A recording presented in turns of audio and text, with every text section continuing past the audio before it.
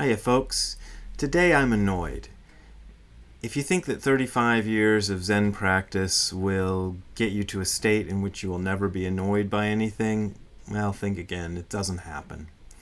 What I'm annoyed by is, well, maybe it's my own fault. Maybe I'm not being clear enough, but I actually think I am. In the face of the now newly declared COVID-19 viral pandemic, as The Who said, although I haven't really listened to their albums since Keith Moon died.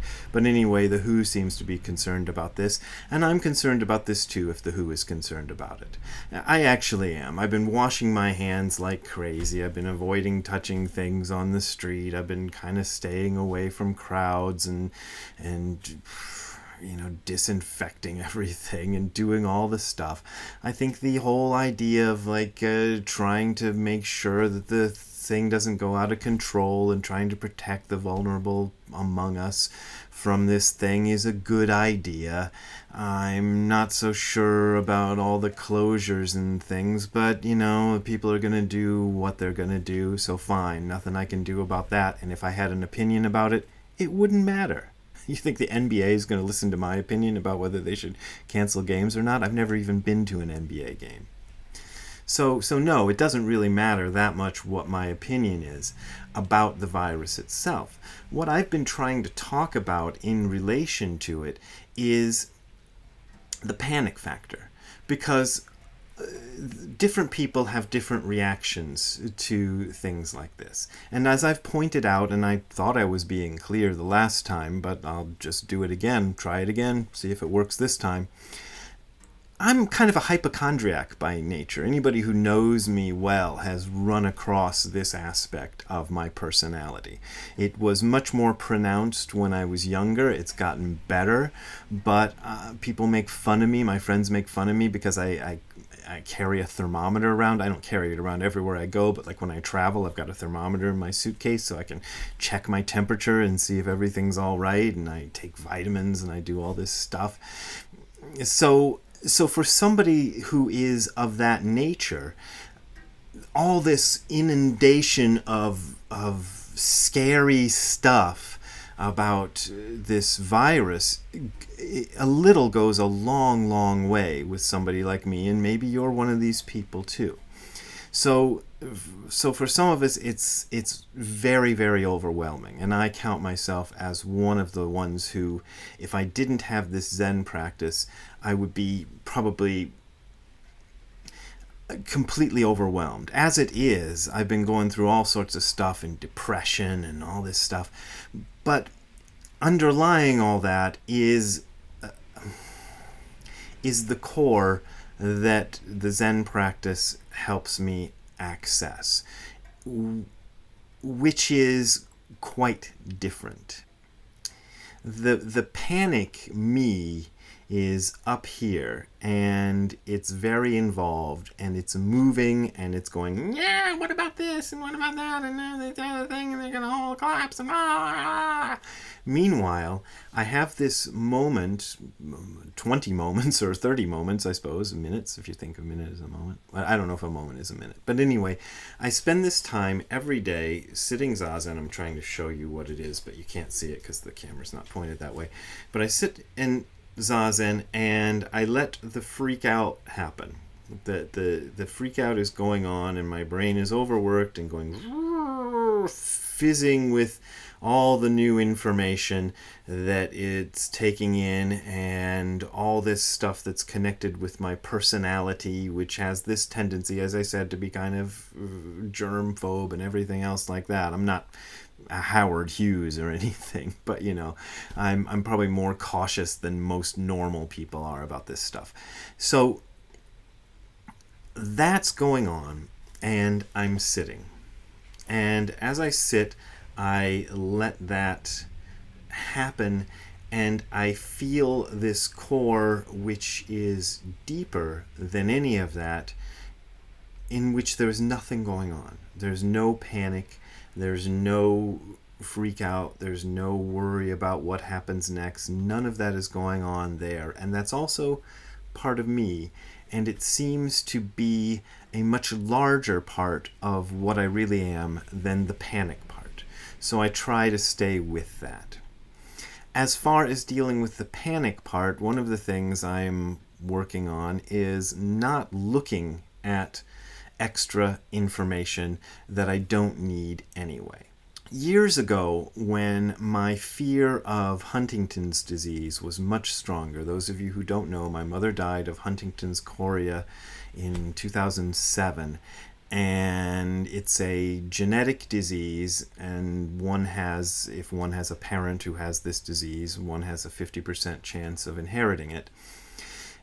Usually symptoms start to show up in your 30s. So from age 30 to age 40, I was pretty much on a daily basis, spending a few hours worrying about my chances of having this disorder, which really took a toll on my mom.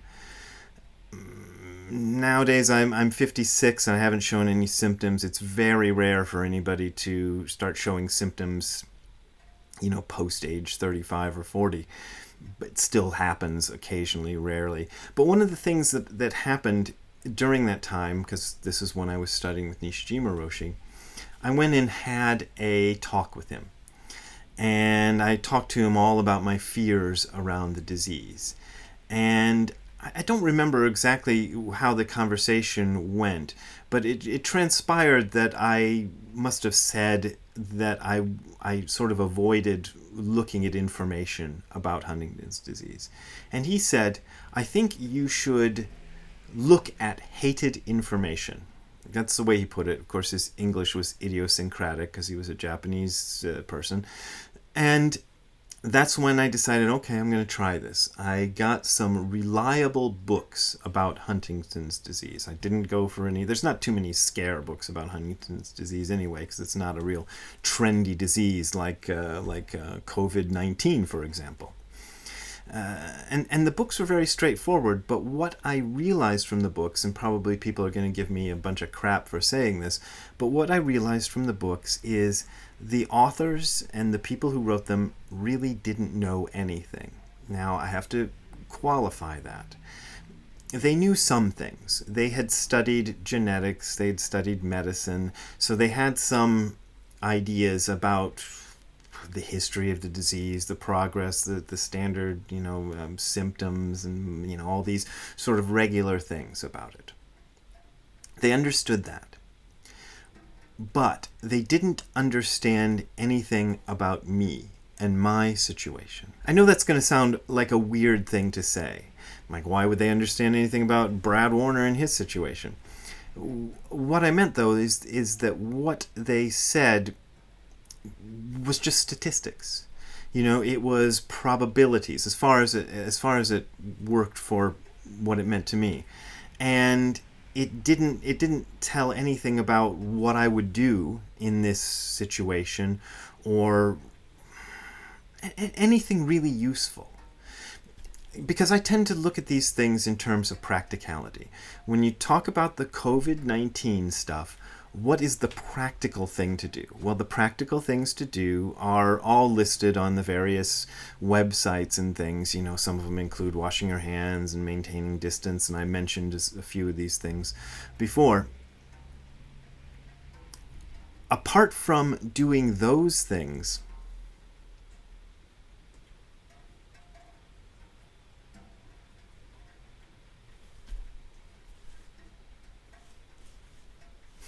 that's what I say. That's what I ask to all this stuff. So when I see people feeding each other the most horrifying information they can by sharing it on social media and posting links to this and posting links to that and getting everything confused and hot, I think, no, I don't want to be part of that. I don't want to be part of spreading that stuff, and I don't want to be part of consuming that stuff. So, as a result, I can't even go on Facebook or Twitter at all anymore. I was sort of not going on them very much, but I can't even just look and see if somebody's posted some funny joke or something. It's just such a nightmare to look in it because it's all this fear-mongering stuff. And I don't see how that does anybody any good. Somebody wrote to me the other day saying that he thinks panic is a good thing. Panic is not a good thing. Panic is not a good thing. Panic doesn't produce anything but more panic. The best way to respond to something like this is to look for the reliable sources of information and pull out the practical applications that are in there. And my experience, having trolled through a bunch of the stuff over the last few weeks on the internet, is you're lucky if you find a sentence of useful information in any given article or any given podcast or anything like that about this stuff. Practical information, something you can use. Once you've gone through the practical information and the stuff you can use, there's really no point in looking for the latest update or anything like that, because it's not going to tell you anything. At least this is my experience of it. It's not going to tell you anything that you can really use. So either things are going to go this way or they're going to go that way.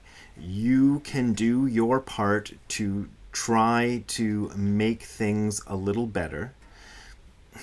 After that, there just isn't much. You might as well watch some cartoons or argue about, I don't know, Sanders versus Biden or something, because ain't nothing you're going to be able to do about it. And that is my stance. And if you're coming here for useful information, the only useful information I can give you that's been useful for me is take up the practice of Zazen.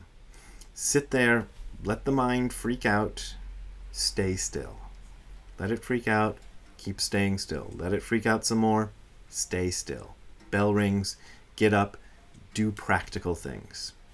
That's it. If you want to do something practical for me, there's a segue. I always think of these right off the top of my head at the end of these things, and anyway, they sometimes seem idiotic.